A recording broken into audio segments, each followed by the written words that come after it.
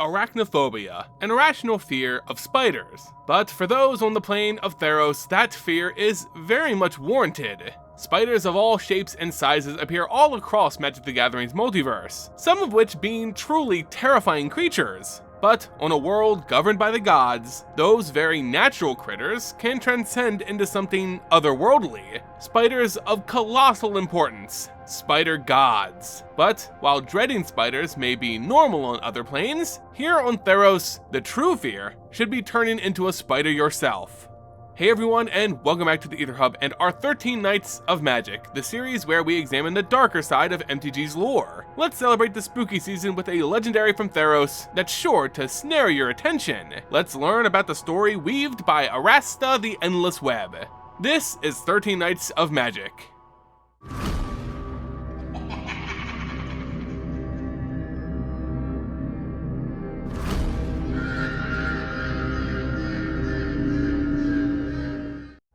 The plane of Theros is unique in the multiverse of Magic the Gathering because the magic here results in some very strange ecology. The very fabric of this world is comprised of belief.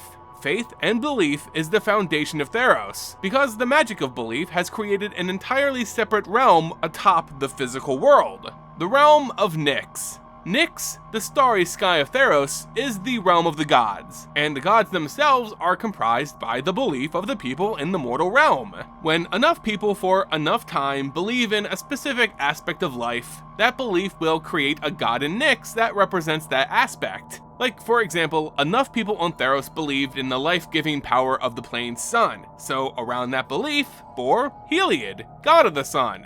This has occurred several times in Therosan history, with various gods being born and others fading from knowledge. And our story today begins with the birth of Nylea.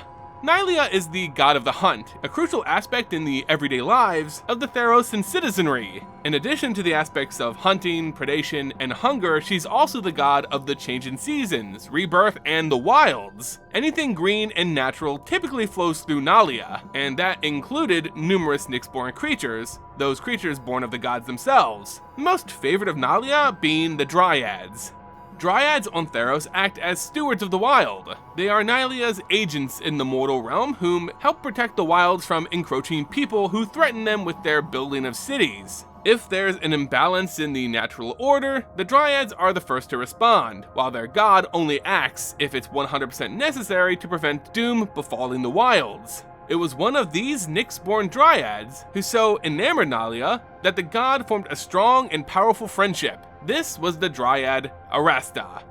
Arasta was known as one of the greatest beauties of the wilds, a pillar of her people and the greatest symbol of Nylea's blessings. For all of her gifts, the greatest was that of companionship, offering the god great comfort at times of stress, and thus forming a powerful bond. Nylea saw Arasta as a sister more than anything else, and Arasta paid back that sentiment with unconditional love and devotion.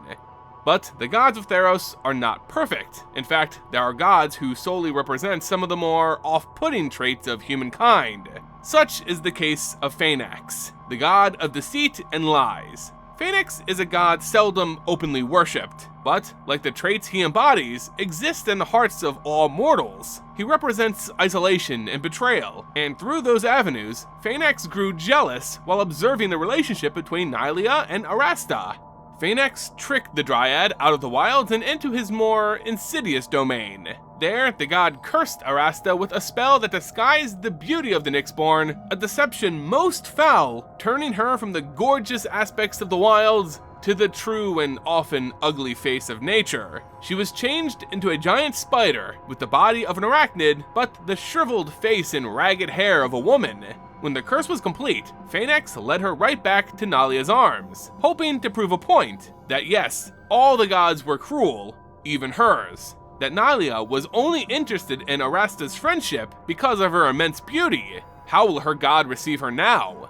Nylea was startled by the intrusion of this unknown creature, hideous and mouse-shaped. She believed it to be the work of another god, a prank to frighten her, a mockery of the wilds. As such, Nylea shunned the creature and forced it from her domain, not realizing that it was her dear friend. Arasta retreated to the Nessian woods, where she built a new home for herself within a withered olive tree. Here, as a spider, she ruminated on how the gods had treated her, Phaenax for cursing her, and then her beloved Nalia for betraying her. The Nyx-born spider grew cold and angry at the world, brooding while experimenting with her newfound abilities. She spun powerful webs out of her own hair, which grew constantly. The fibers were strong, sticky, and nearly unending.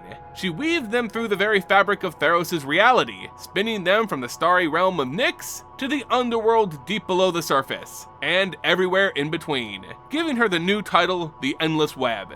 Some say that Arasta builds these webs not out of malice, but out of a love that she can no longer share. Lost souls often find and follow these strains, believing a myth that they could lead you out of isolation and back into the arms of loved ones. But as more time passes, Arasta grows increasingly unstable. The tree which she's made her den was originally planted by the god of fate, Clothes, and the fruit it bears is blessed with her power to foretell the future. If one who is worthy consumes the fruit, it can grant them visions of what is to come. But if you're not favored by Clothes, they will drive you mad. Sadly, Arasta is unlikely to be considered worthy in the eyes of Clothes.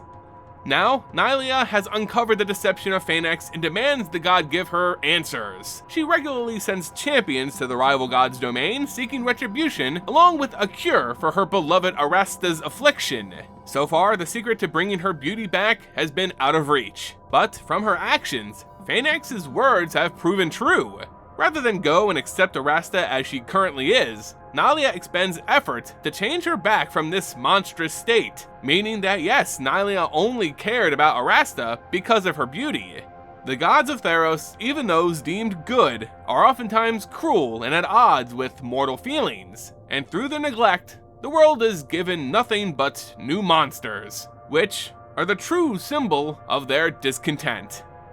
And there you go, my little panicking planeswalkers, another night of Magic's scariest stories. If you enjoyed the video, consider throwing it a like, sharing it with friends, and becoming a subscriber. It goes a long way in helping to grow our community. As always, thank you all so much for watching, and until next time, see ya!